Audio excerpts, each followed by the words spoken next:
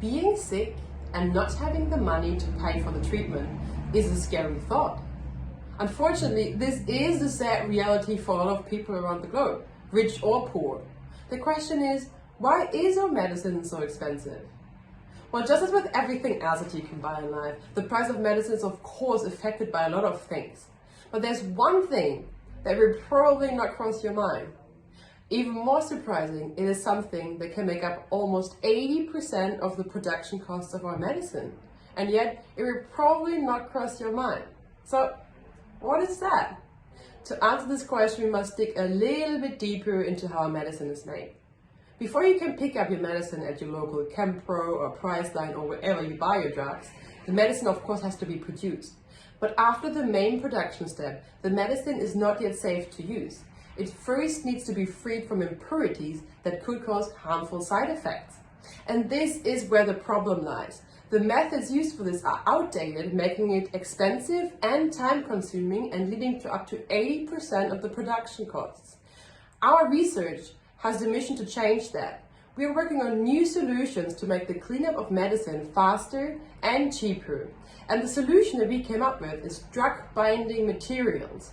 In a nutshell, our drug-binding materials hold on to the medicine where we can wash away harmful impurities. Now you might wonder, what exactly are drug-binding materials? Our materials consist of a biopolymer that has specific regions that can bind to the drugs. And the idea is pretty much stolen from nature. In nature, you can find specific binding interactions almost everywhere, and they're essential to keep the ball rolling. Your red blood cells bind to oxygen. Your immune system binds to invaders to destroy them. And we took this idea to make materials that specifically bind to medicine. Well, but making these materials would me personally probably take forever, and I might even not succeed at all. This is different from bacteria. Bacteria are experts in constructing materials that follow the design of nature. And the bacteria that we use are so good at what they're doing that we can make these materials really cheap and we can customize them to bind to any medicine that we want.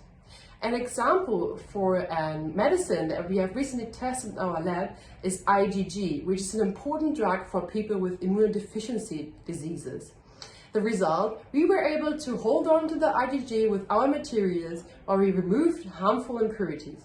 Now, our materials so far have only been tested in the lab, but with the promising data that we have gathered so far, we are confident that our materials can revolutionize the way we clean up medicine to make medicine cheaper for you and me and everyone.